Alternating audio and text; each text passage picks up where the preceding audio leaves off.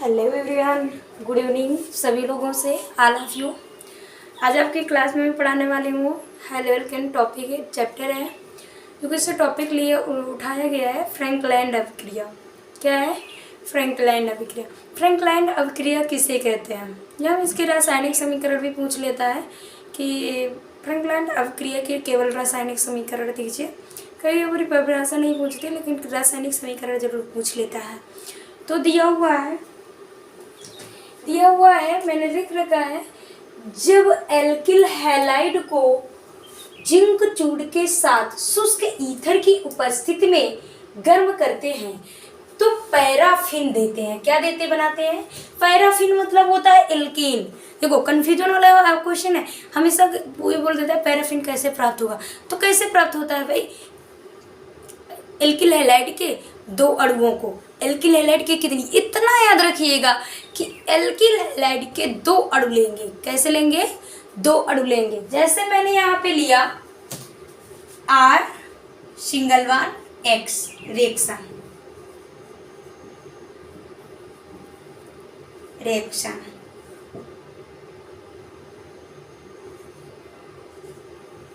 ठीक है। Alkyl halide के यहाँ पे चाहे लिख लीजिए, कोई दिक्कत नहीं।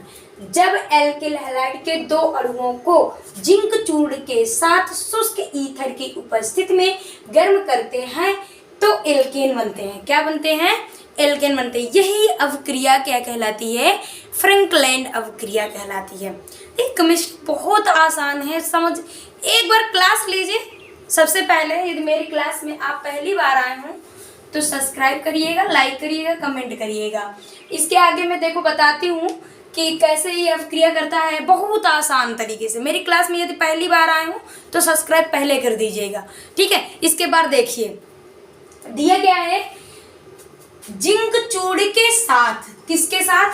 जिंक चूर्ण के साथ। मैंने बोला है एल्किल हैलाइड के दो अणु, यहाँ पे देखिए एल्किल हैलाइड के दो अणु, एल्किल हैलाइड के दो अणु को जिंक चूर्ण के साथ शुष्क ईथर की उपस्थिति में गर्म करते हैं या हम कहते हैं हीट करते हैं तो क्या देते हैं? एल्केन देते हैं। क्या देते हैं? एल्केन देते हैं। मैंने लिया एल्किल हैलाइड, यहाँ पे देखिए RX प्लस जिंक चूर्ण लेंगे ZN प्लस RX। कितने अणु ले लिए? कितने एल्किल हैलाइड के दो अणु लिए ना? ये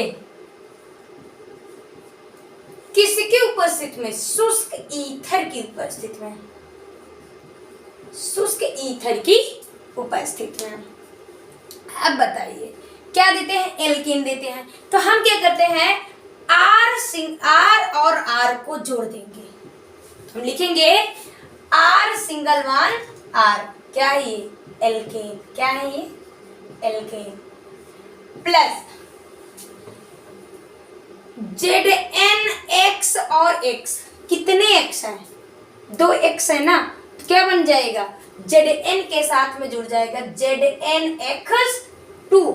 मतलब कि जो जिंक बचा हुआ है, दो हाइलाइट समूह जुड़े हुए हैं हाइड्रोजन परमाणु, तो इनको जोड़ देंगे तो X2 हो जाएगा। बात समझ में आ गई बेटा?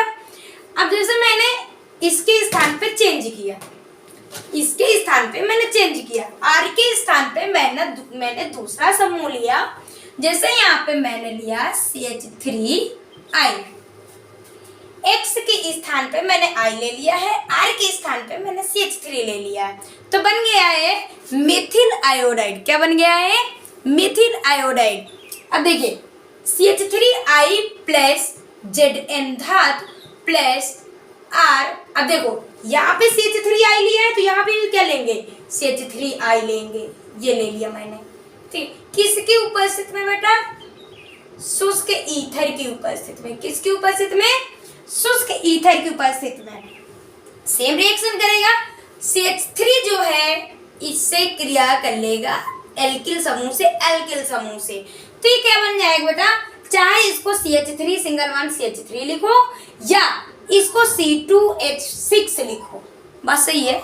देखो भाई इसको चाहे आप CH3 सिंगल वन CH3 लिखिए, CH3 सिंगल वन CH3 लिखिए, या इसको हम लिख सकते हैं C2H6, मतलब कि एथेन, एथेन ही तो है।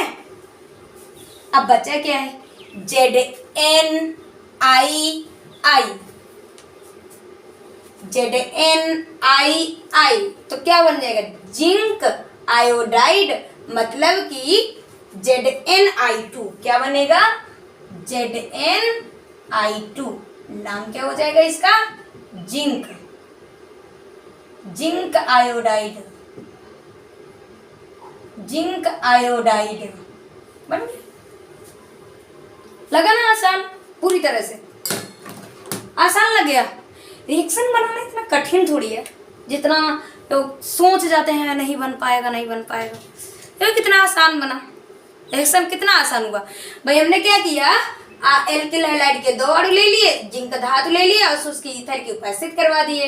तो क्या करते हैं, एल्किल समूह को एल्किल समूह से जोड़ दीजिए, R सिंगल वन R बन गया, और Zn एक से ये है, एक से ये है, तो बन गया ZnX2।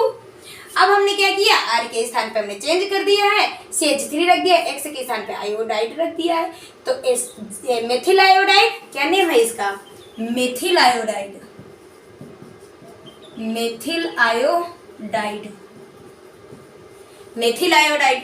मेथिल आयोडाइड के 2 अणु लिए हमने, वहां पे लिख दिया मेथिल आयोडाइड के 2 अणु लेने पर, मेथिल आयोडाइड के 2 मतलब एल्किल हैलाइड के 2 अणु। अब ये एल्किल हैलाइड ही तो है, RX ही तो है, तो ये एल्किल हैलाइड है। R के स्थान पे मैंने चेंज किया है, CH3 रखा है और X के स्थान पे I रखा है।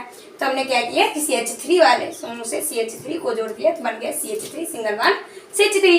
अब इसको जैसे हम काउंट करते हैं तो 1 2 C2 हुआ, 3 हाइड्रोजन ये, 3 हाइड्रोजन ये, H6 हुआ, तो बन गया एथेन, बना ना एथेन।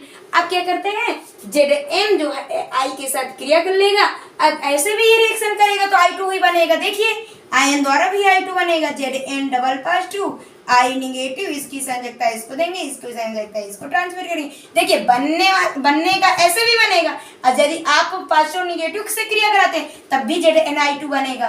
तो ये क्या करेगा, ZnI2, इसकी संयोजकता I ले लेगी, जिंक की संयोजकता I ले लेगी, तो बन जाएगा ZnI2, और इसकी संयोजकता ये ले लेगी तो 1 होगा, लेकिन 1 नहीं लिखा जाता, तो क्या आ जाएगा, ZnI2 तो ही आएगा। देखिए बैलेंस भी है, कोई बैलेंस करने की जरूरत भी नहीं, संतुलित भी है। तो यह अवक्रिया क्या कहलाती है, फ्रैंकलैंड अवक्रिया कहलाती है। मैं आपकी क्लास में इसके से रिलेटेड इसके बाद कुछ रिवीजन करवाएंगे। अभी जो थ्योरी लिखाई जाती है इसको पहले लिख लीजिएगा, ठीक है। और ये बात समझ में आ गई सभी लोगों से, तो बेटा लाइक करिएगा, सब्सक्राइब करिएगा, लाइक करना, सब्सक्राइब करने के बाद बेल आइकन को दबाना मत भूलिएगा, ताकि मेरी क्लास आप प्रॉपर तरीके से ले सकें, ठीक है। थैंक यू बेटा।